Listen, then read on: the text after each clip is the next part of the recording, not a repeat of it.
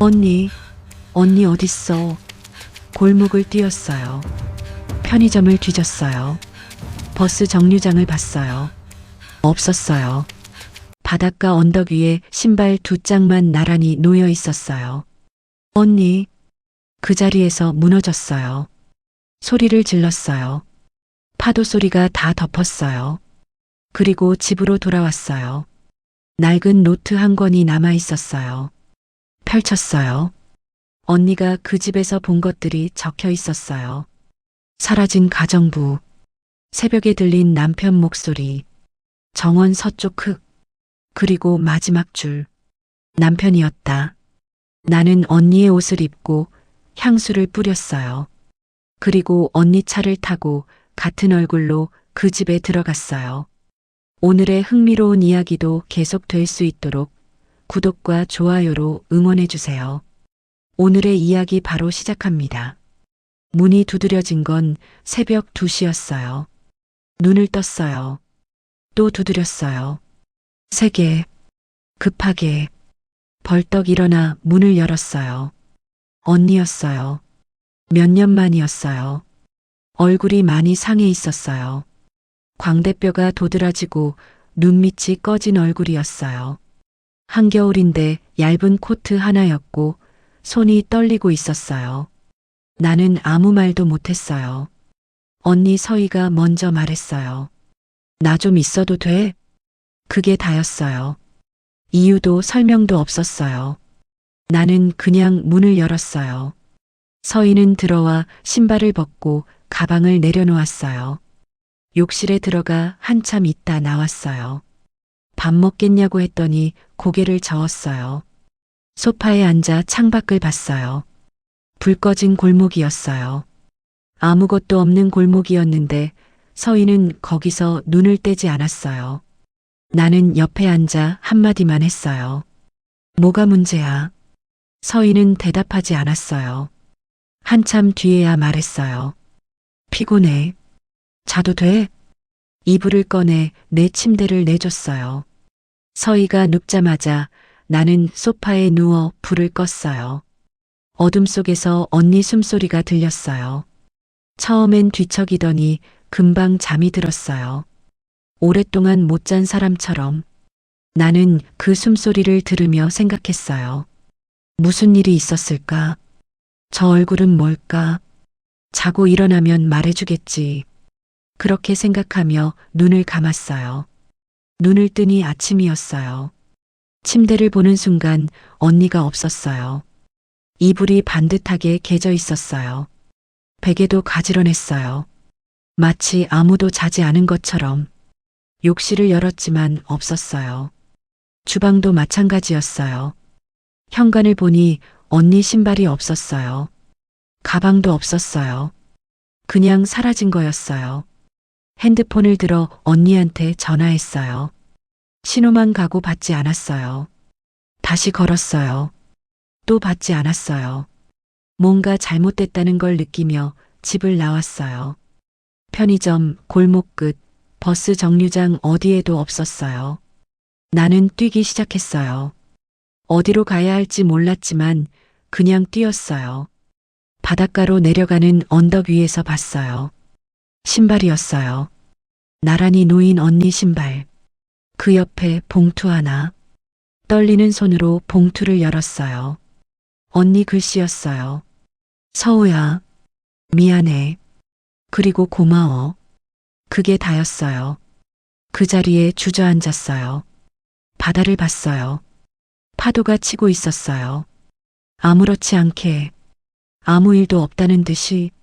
시체는 없었어요. 한참을 거기서 언니를 불렀어요. 소리를 질렀어요. 파도 소리가 다 덮었어요. 아무도 없었어요. 집으로 돌아오니 언니 가방이 놓여 있었어요.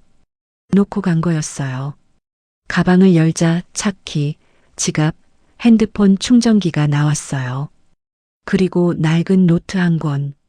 표지에 아무것도 안 써 있었어요. 첫 페이지를 펼쳤어요. 언니 글씨였어요. 반듯하고 또렷한 아나운서답게 2023년 4월 7일 오늘 그 사람을 처음 만났다. 서희가 이재원을 처음 만난 건 방송국 행사 뒤풀이 자리였어요. 피곤했고 빨리 나가고 싶었는데 선배가 붙잡았어요.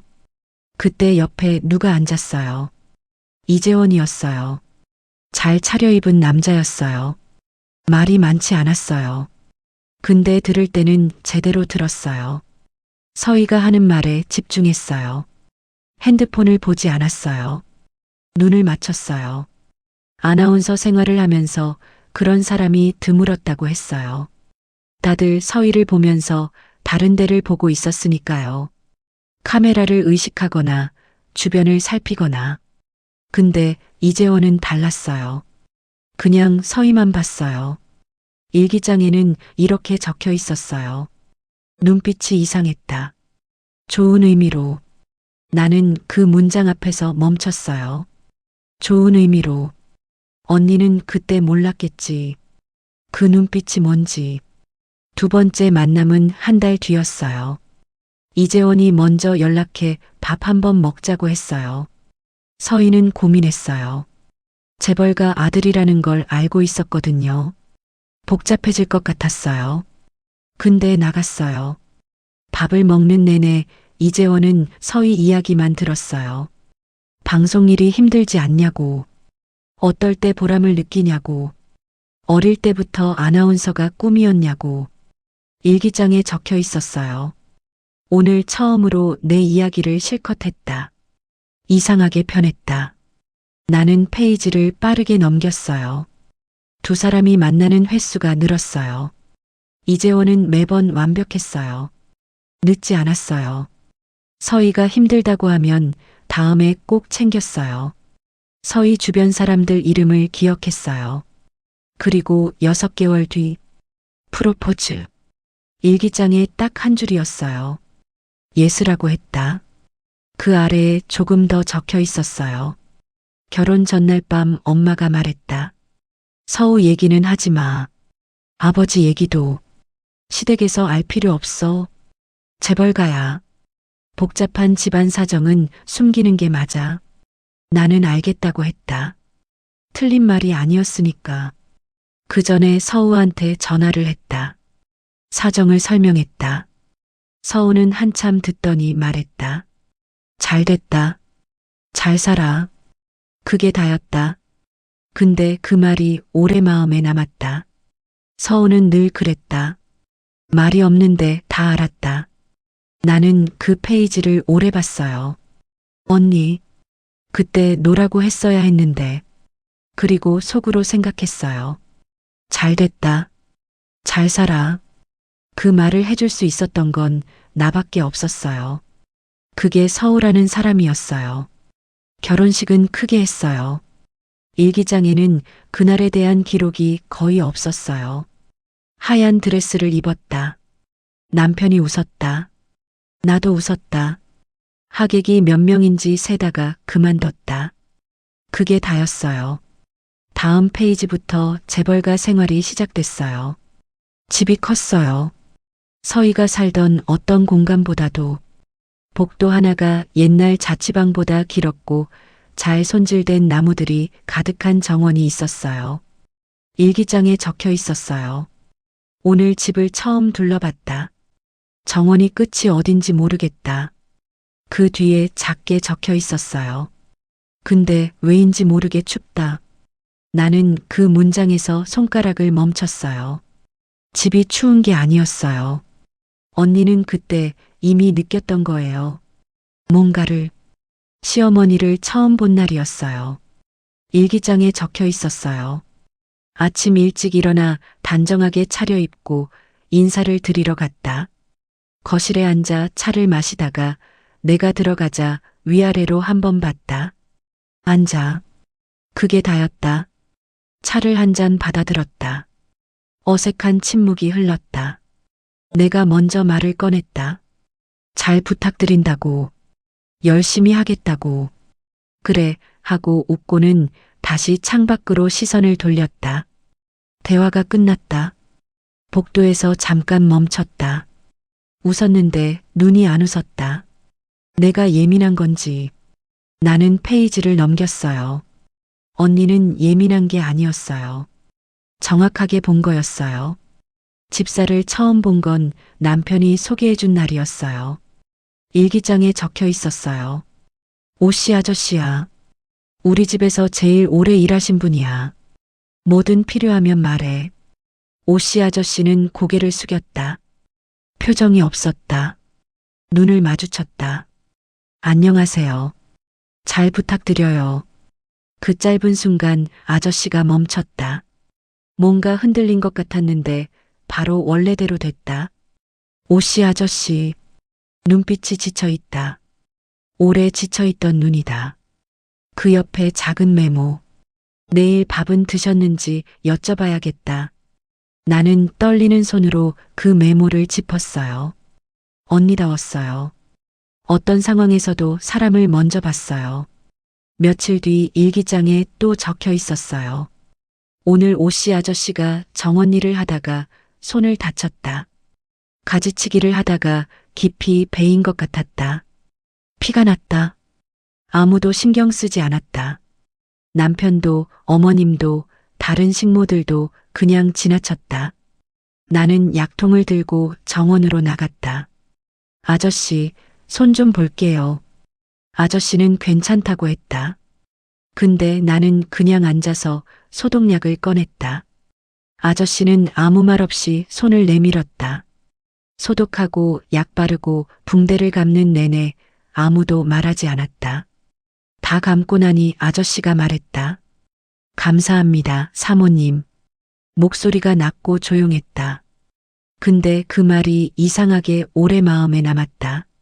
나는 그 메모를 읽으며 눈을 감았어요. 그 집에서 오씨 아저씨 손을 잡아준 사람이 언니가 처음이었을 거예요. 30년 동안. 식모들과의 첫 만남도 일기장에 적혀 있었어요. 막수는 내가 주방에 들어가자 몸으로 막아섰다. 여기는 저희가 할게요. 말이 아니라 영역 표시였다. 정씨 아줌마는 뭘 물어봐도 짧게 대답하며 눈을 마주치지 않았다. 모르겠어요. 그쪽 일이 아니에요. 미경은 달랐다. 짐을 옮기다 힘들어하는 걸 보고 다가왔다. 제가 도와드릴게요. 작은 목소리였다. 막순 쪽을 눈치 보면서도 도왔다. 그리고 박 아주머니가 있었다. 60대로 보이는 작고 둥근 분이었다. 말이 없었다. 인사를 드렸더니 고개를 끄덕였다. 그게 다였다. 근데 그날 저녁 밥을 먹는데 조용히 반찬을 하나 더 올려놓고 갔다. 아무 말 없이 박 아주머니.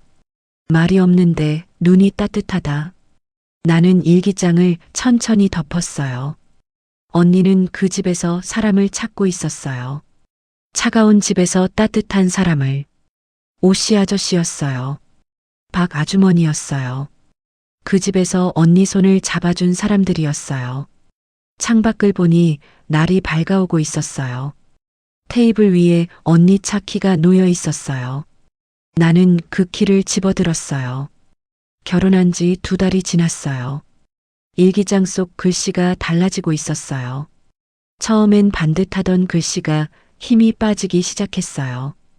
페이지마다 색이 달랐어요. 나는 천천히 읽었어요. 며느리 모임이 처음 열린 건 결혼석 달째였어요. 일기장에 적혀 있었어요. 시어머니가 며칠 전에 말했다. 한 달에 한 번 있는 자리야. 다들 오니까 너도 나와. 단정하게 차려입고 나갔다. 호텔 레스토랑이었다. 테이블에 4명이 앉아 있었다.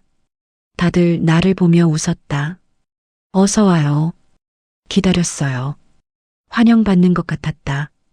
처음엔 자리에 앉자마자 분위기가 달라졌다. 티나지 않게. 근데 달랐다. 옆자리 며느리가 말했다. 서희 씨는 방송국 출신이죠? 아나운서였다고. 재원 씨가 얼마나 좋아했겠어요. 그런 여자 처음이었을 텐데. 다들 따라 웃었다. 나도 웃었다. 근데 속이 이상했다. 대화는 계속됐다. 집안 이야기, 행사 이야기, 여행 이야기. 내가 끼어들 틈이 없었다. 끼어들려 하면 자연스럽게 화제가 바뀌었다. 의도한 건지 아닌지 모를 방식으로. 밥을 먹는 내내 나는 거의 말을 못했다. 투명 인간이 된 것 같았다. 나는 그 문장 앞에서 멈췄어요. 투명 인간. 언니는 아나운서였어요. 카메라 앞에서 수백만 명에게 말을 건네던 사람이었어요. 근데 그 테이블에서 아무도 언니의 말을 듣지 않았어요. 시아버지는 매일 아침 저녁 같은 식탁에 앉았어요. 일기장에 적혀 있었어요. 아버님은 나를 본 적이 없다. 눈길을 준 적이 없다. 식탁에서 시선은 항상 남편이나 어머님 쪽이다. 내가 있어도 없는 것처럼. 처음엔 바쁘신 거라고 생각했다. 대기업 회장이니까. 근데 아니었다. 결혼 2달이 지나도록 아버님은 나한테 말을 건넨 적이 한 번도 없었다. 내가 먼저 인사를 드리면 고개를 끄덕이고 지나쳤다. 그게 다였다. 남편한테 말하려다 그만뒀다. 남편도 모른 척하는 것 같으니까. 그 옆에 작게 적혀 있었어요. 어느 쪽이든 무섭다. 나는 그 문장을 읽으며 손이 차가워지는 걸 느꼈어요. 결혼 7달째였어요. 일기장에 적혀 있었어요. 전날 밤 비가 많이 왔다. 아침에 정원에 나갔다가 서쪽 구석에서 발걸음이 멈췄다. 흙이 파여 있었다. 비에 쓸려 드러난 거였다. 비닐 같은 게 보였다. 가까이 가려는데 오씨 아저씨가 갑자기 앞을 막아섰다. 쓰레기 묻은 거예요.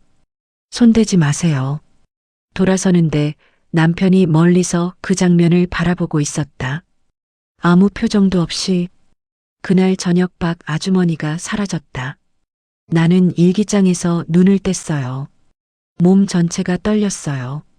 일기장에 계속 적혀 있었어요. 박 아주머니가 그만뒀다고 했다. 근데 이상했다. 방에 짐이 없었다.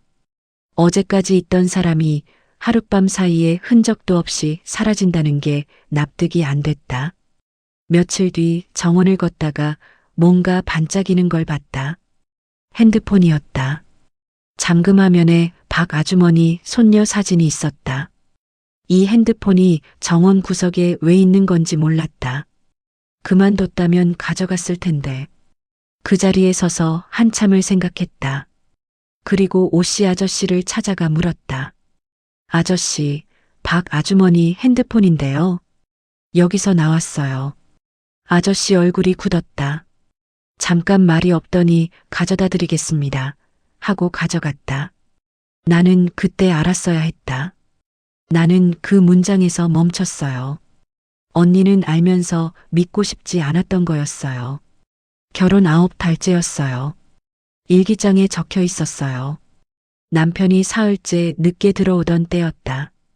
잠이 오지 않아 물을 마시러 나왔다가 서재 불이 켜져 있는 걸 봤다. 남편은 침대에 있었다. 불을 끄러 서재에 들어갔다. 책상 서랍 하나가 열려 있었다. 닫으려고 손을 뻗는 순간 안에 뭔가 보였다. 작은 금 귀걸이였다.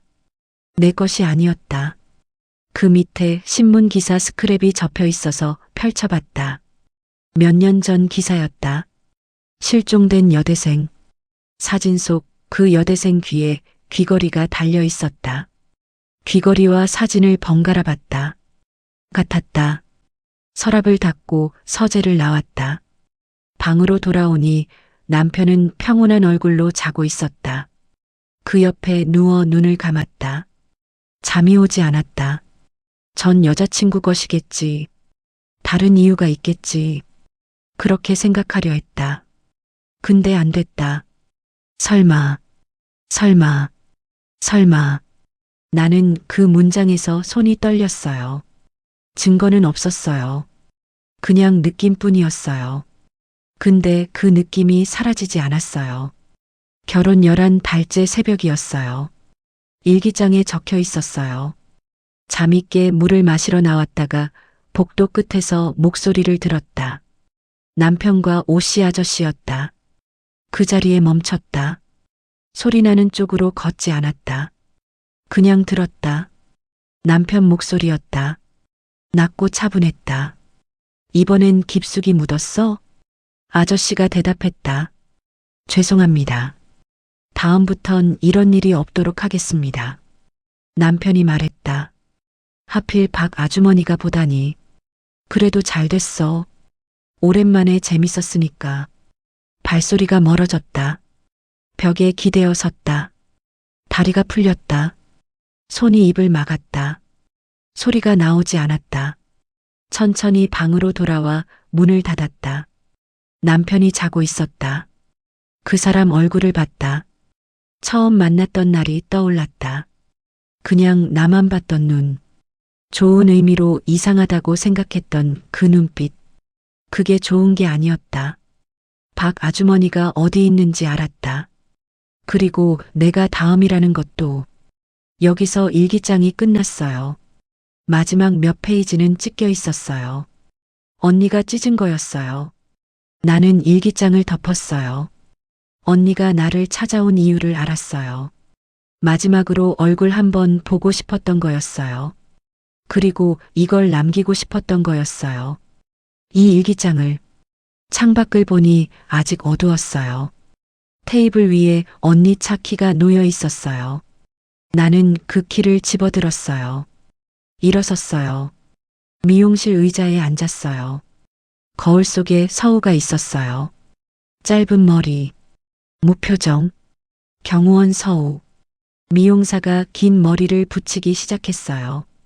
한 올 한 올 붙여질수록 거울 속에서 서우가 사라지고 서희가 나타났어요. 서우는 그 거울을 똑바로 봤어요. 눈 하나 깜짝 안 했어요. 언니, 나간다. 언니 옷을 입었어요. 언니 향수를 뿌렸어요. 언니 차에 탔어요. 핸들을 잡은 손이 떨렸어요. 서우는 그 손을 꽉 쥐었어요. 경호원 생활 10년 동안 떨어본 적이 없었어요. 근데 지금은 달랐어요. 싸워야 할 상대가 눈앞에 있는 게 아니었어요. 들어가서 들키지 말아야 했어요. 참아야 했어요. 언니처럼. 그게 제일 어려운 싸움이었어요. 재벌가 정문이 보였어요. 경비원이 차를 알아보고 게이트를 열었어요. 서우는 천천히 차를 몰았어요. 사모님, 돌아오셨습니까? 서우는 고개만 살짝 끄덕였어요. 언니가 일기장에 써놨어요. 이 집 사람들은 대답을 길게 하지 않는다고. 짧게, 담담하게. 현관문이 열렸어요. 오씨 아저씨가 서 있었어요. 서우는 그 눈을 봤어요. 일기장에서 읽었던 눈이었어요. 지쳐있다고. 오래 지쳐있던 눈이라고. 어서 오십시오. 다녀오셨습니까? 네. 짧게 대답하고 안으로 들어갔어요. 아저씨가 뒤를 따랐어요. 서우는 앞만 봤어요. 심장이 빠르게 뛰었어요. 표정은 움직이지 않았어요. 이 집의 첫날이었어요. 시어머니는 거실에 있었어요. 서우가 들어가자 찻잔을 내려놓으며 봤어요. 친정은 잘 갔다 왔니? 네, 어머님. 잘 쉬다 왔어요. 시어머니가 잠깐 서우를 봤어요. 서우는 숨을 참았어요. 시어머니가 다시 창밖을 봤어요. 들어가서 쉬어. 그게 다였어요. 서우는 방으로 올라갔어요. 문을 닫고 벽에 기댔어요. 숨을 내쉬었어요. 처음 관문을 넘었어요. 창가로 가서 정원을 내려다봤어요. 잘 손질된 나무들이었어요. 아름다웠어요. 근데 서쪽 구석을 봤어요. 나무가 없었어요. 흙만 있었어요. 저기였어요. 서우는 눈을 뗐어요. 아직이에요. 지금은 아니에요. 남편 재원이 돌아온 건 저녁이었어요. 서우는 식탁에서 기다렸어요. 일기장에서 읽었어요. 남편은 저녁은 꼭 집에서 먹는다고. 그게 규칙이라고. 재원이 들어왔어요. 서우는 그 사람을 처음 봤어요. 키가 컸어요. 잘 차려입은 남자였어요. 웃었어요. 완벽한 웃음이었어요. 왔어? 친정은 어땠어? 괜찮았어. 재원이 의자에 앉으며 서우를 봤어요. 서우는 시선을 피하지 않았어요. 웃었어요. 언니처럼. 근데 그 순간이었어요. 재원 눈빛이 달라졌어요. 아주 잠깐이었어요. 1초도 안 됐어요. 근데 서우는 봤어요. 경호원 10년이 그냥 나왔어요. 상대방 눈에서 미세한 변화를 읽는 게 몸에 배어 있었어요. 재원이 웃으며 수저를 들었어요. 밥 먹자. 서우도 웃으며 수저를 들었어요. 속에서 경보가 울리고 있었어요. 이 사람 눈빛이 달라졌어요. 왜인지 모르겠어요. 근데 달라졌어요. 며칠이 지났어요. 서우는 천천히 움직였어요. 일기장에서 읽은 것들을 하나씩 확인했어요. 시어머니는 오전에 거실에 있었어요. 오후에는 방에 있었어요. 말이 없었어요. 근데 가끔 창밖을 볼 때 표정이 달라졌어요. 뭔가를 참는 사람 같았어요. 일기장에 언니가 써놨어요. 어머님은 알고 있다. 전부. 근데 모른 척한다. 그게 이 집에서 살아남는 방법이라는 걸 오래전에 배운 사람이다. 서우는 그 문장을 생각하며 시어머니를 봤어요. 균열이 있었어요. 언니 말이 맞았어요. 저 사람 안에 균열이 있어요. 오씨 아저씨는 항상 그림자처럼 있었어요. 서우는 아저씨와 마주칠 때마다 눈을 맞추고 인사했어요. 언니처럼. 밥은 드셨어요? 아저씨가 멈췄어요. 네. 감사합니다, 사모님. 서우는 그 멈춤을 봤어요. 아주 짧은 멈춤이었어요. 근데 있었어요. 아저씨가 서희를 기억하고 있었어요. 그 인사를 기억하고 있었어요. 서우는 그것으로 충분했어요. 지금은 열흘이 지나던 날 아침이었어요. 서우는 정원을 걷고 있었어요. 언니 일기장에서 읽었어요. 서희는 아침마다 정원을 걸었다고. 그게 이 집에서 유일하게 숨을 쉴 수 있는 시간이었다고. 동쪽에서 서쪽으로 천천히 걸었어요. 서쪽 구석이었어요. 흙을 봤어요. 자세히 보니 군데군데 고르지 않았어요. 여러 번 파고 덮은 흔적이었어요. 서우는 그 흙 앞에 멈췄어요. 얼마나 있는 걸까요? 등 뒤에서 발소리가 들렸어요. 오씨 아저씨였어요. 둘이 눈이 마주쳤어요. 아저씨가 먼저 말했어요. 아침 공기가 차십니다. 들어가시지요. 서우는 고개를 끄덕이며 돌아섰어요. 걸어가면서 느꼈어요. 아저씨가 뒤에서 서우를 보고 있다는 걸, 그리고 그 시선이 이상하다는 걸. 의심이 아니었어요. 뭔가 다른 거였어요. 오씨 아저씨는 그날 저녁 오래 창밖을 봤어요. 저 사람이 사모님인지 아닌지 아저씨는 아직 확신하지 못했어요. 근데 뭔가 달랐어요. 정원 서쪽 앞에서 멈추는 방식이 달랐어요. 서희는 그쪽 근처에 가지 않았어요. 무서워서. 근데 저 사람은 달랐어요. 두려움이 아니었어요. 측정하는 눈이었어요. 아저씨는 그날 밤 오래 잠을 못 이뤘어요. 재원이 서우를 의심하기 시작한 건 20날째였어요. 저녁 식탁에서였어요. 재원이 불쑥 물었어요. 요즘 왜 그렇게 정원을 자주 다녀? 서우는 숟가락을 내려놓지 않았어요. 눈을 맞추며 말했어요. 산책이 좋아서. 공기가 맑잖아. 재원이 웃었어요. 그래. 그게 다였어요. 근데 서우는 느꼈어요. 그 웃음이 달랐어요. 처음 본 날 수저 들기 전에 봤던 그 눈빛이었어요. 그날부터 재원이 달라졌어요. 말이 늘었어요. 갑자기 서우한테 관심을 보이기 시작했어요. 어디 갔다 왔어? 오늘 뭐 했어? 자연스러운 척 했어요. 근데 서우는 알았어요. VIP 곁에서 상대방 눈빛 하나로 위협을 읽어내던 감각이었어요. 이건 관심이 아니었어요. 확인이었어요. 서우는 움직임을 줄였어요. 정원에 덜 나갔어요. 서재 근처에 가지 않았어요.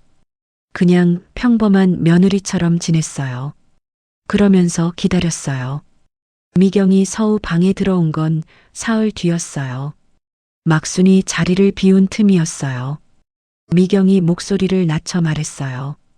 사모님, 서재 책장 뒤에 뭔가 있어요. 청소하다가 실수로 열린 적이 있어요. 근데 오판석 아저씨가 바로 와서 못 본 척하라고 했어요. 미경은 그 말만 하고 나갔어요. 서우는 그날 밤 잠을 못 잤어요. 기회는 딱 한 번이었어요.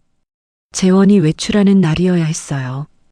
오판석 아저씨가 자리를 비우는 시간이어야 했어요. 그날이 온 건 닷새 뒤였어요. 재원이 아침 일찍 나갔어요. 오판석 아저씨는 시아버지 차를 몰고 병원에 갔어요. 막순과 정씨 아줌마는 장을 보러 나갔어요. 서우는 서재로 들어갔어요. 책장 오른쪽 끝 칸을 손으로 밀자 안쪽으로 들어갔어요. 비밀 공간이었어요. 작은 서랍이 있었어요. 열었어요. 투명 봉투들이 줄지어 있었어요. 11개였어요. 각각 봉투 안에 손톱 하나씩. 봉투 바깥에 재원 손글씨로 날짜가 적혀 있었어요. 이름도 없었어요. 설명도 없었어요. 날짜만. 서우는 그 봉투들을 봤어요. 한참을. 11개였어요. 11명이었어요. 떨리는 손으로 봉투들을 하나씩 사진으로 찍었어요. 그리고 봉투째 가방에 넣었어요. 서재를 나오는데 복도에서 발소리가 들렸어요. 재원이었어요. 예정보다 일찍 돌아온 거였어요. 둘이 눈이 마주쳤어요. 재원이 서우 손에 든 가방을 봤어요. 그 순간 재원 눈에서 웃음이 사라졌어요. 서우가 먼저 말했어요. 화장실 갔다 오는 길이야. 재원은 아무 말 안 했어요. 그냥 봤어요. 서우는 방으로 들어가 문을 잠갔어요. 그날 새벽 2시였어요. 서우는 창문으로 빠져나와 담장을 넘었어요. 경호원이었으니까요. 경찰서에 들어간 건 새벽 3시였어요. 봉투 11개를 테이블 위에 꺼내 놓았어요. 일기장도, 정원 서쪽 사진도, 박 아주머니 핸드폰도. 형사는 아무 말도 못했어요. 사흘이 지났어요. 그 사이에 서우 진짜 핸드폰이 울렸어요. 모르는 번호였어요. 번호를 눌렀어요. 나야. 서우는 눈을 감았어요. 다리가 풀렸어요. 언니 목소리였어요. 살아있었어요. 둘이 한참을 아무 말 못했어요. 서희가 먼저 말했어요. 이제 깨어났어. 넌 어디야? 서우가 말했어요. 내가 지금 갈게. 서우는 서희한테 달려갔어요. 몇 달 만이었어요. 언니 얼굴이었어요. 많이 야위었어요. 근데 살아있었어요. 둘은 말이 없었어요. 그냥 서로를 봤어요. 한참을. 서우 눈에서 눈물이 났어요. 처음이었어요. 평생 링 위에서도 장례식장에서도 울지 않았던 서우였어요. 그리고 함께 경찰서로 갔어요. 서희는 서우 옆에 앉아 직접 진술했어요. 1년 동안 그 집에서 본 것들을, 들은 것들을. 형사가 두 사람을 번갈아 봤어요. 똑같은 얼굴이었어요. DNA 대조 결과가 나왔어요. 11개 봉투, 11명 실종자, 전원 일치였어요. 압수수색 영장이 발부됐어요. 경찰차들이 재벌가 정문 앞에 섰어요. 서희도 함께였어요. 피해자 신분으로. 현관문이 열렸어요. 시어머니가 거실에서 나왔어요. 경찰을 봤어요. 그리고 그 뒤에 선 사람을 봤어요. 서희였어요. 시어머니는 굳었어요. 그 옆에 서우가 서 있었어요. 똑같은 얼굴이 2개였어요. 시어머니는 한참을 말을 못하다가 천천히 주저앉았어요. 아무 말도 하지 않았어요. 그 표정이 전부였어요. 재원은 서재에서 잡혔어요. 비밀 공간이 열려 있는 걸 보는 순간 처음으로 웃음이 없어졌어요. 수갑이 채워지면서 재원이 말했어요. 어떻게 알았어? 아무도 대답하지 않았어요. 경찰이 정원 서쪽을 파기 시작했어요. 첫 번째 삽이 들어갔어요. 두 번째, 세 번째, 흙 속에서 뭔가 나왔어요. 형사가 손을 들어 멈추라고 했어요. 아무도 말을 못했어요. 거기 있었어요. 11명이 잘 손질된 나무들 아래에 아무도 몰랐던 그 정원 서쪽에 오판석 씨는 경찰서에서 모든 걸 인정하고 진술했어요. 30년 동안 자기 손으로 한 일들을 전부 진술하는 내내 손이 떨렸어요. 30년 만에 처음으로 시아버지는 공범으로 구속됐어요. 서희는 카메라 앞에 섰어요. 1년 동안 그 집에서 참고 버텼던 목소리가 세상으로 나왔어요. 아무도 들어주지 않았던 목소리가 아나운서 서희의 목소리로 모든 게 끝난 뒤였어요. 두 자매는 바닷가 언덕에 서 있었어요. 언니 신발이 발견됐던 그 자리였어요. 파도가 치고 있었어요. 서희가 말했어요. 고마워. 서우는 아무 말도 안 했어요. 그냥 바다만 봤어요. 파도가 쉬지 않고 밀려왔어요. 두 사람은 거기 서 있었어요.